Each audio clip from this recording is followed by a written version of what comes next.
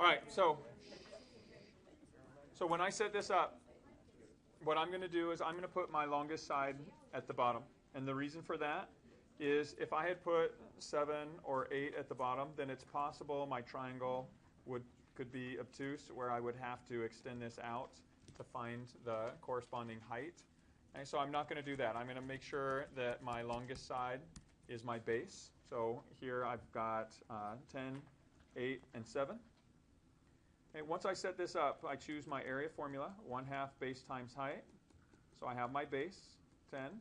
What I need to know is what's the corresponding height. So I'm going to draw in my height. And when I draw this height in, what I can do to find this height is one of two things. Okay? I can either take this triangle right here. If I knew this angle, I now have a sine ratio, right? Opposite hypotenuse. I know my hypotenuse. So if I knew my angle, I could find my corresponding h. I could have done the same thing with this triangle here as well, right? Okay, but I'm going to choose this one.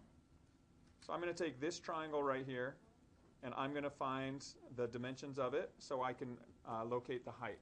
Well, when I go back to my whole SSS pattern here, the SSS for a non-right triangle tells you you should work with what law?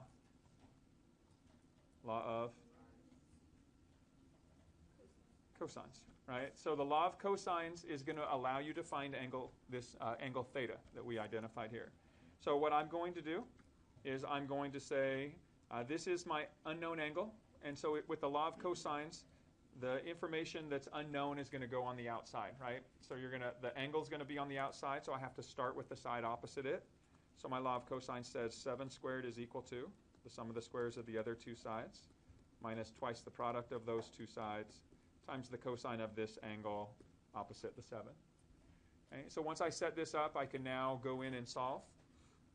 If I use the solve feature on my calculator here, remember I'm not embedding x inside my trig ratio. I'm going to call this whole thing x. So remember I'm letting x be the whole cosine of theta.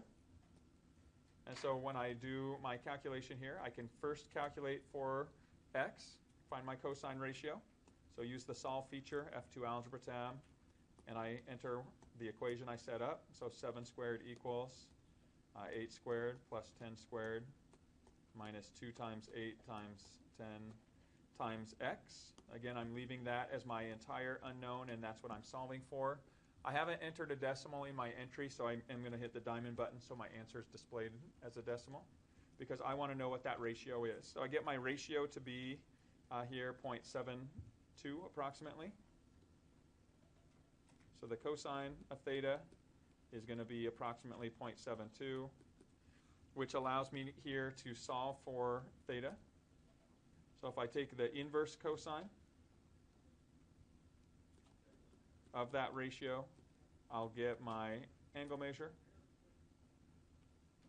And so the inverse cosine of this ratio, I'll go in and delete my x equals here so I can continue to work with my numbers. I get 44.05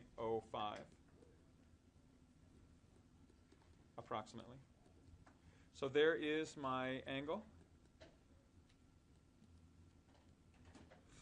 Once I have this angle, it now becomes a problem where I can take my right triangle that I formed here, and if I want to solve for h, I have an angle, an opposite side that's unknown, but a hypotenuse that is known. So which trig ratio relates opposite to hypotenuse? The sine.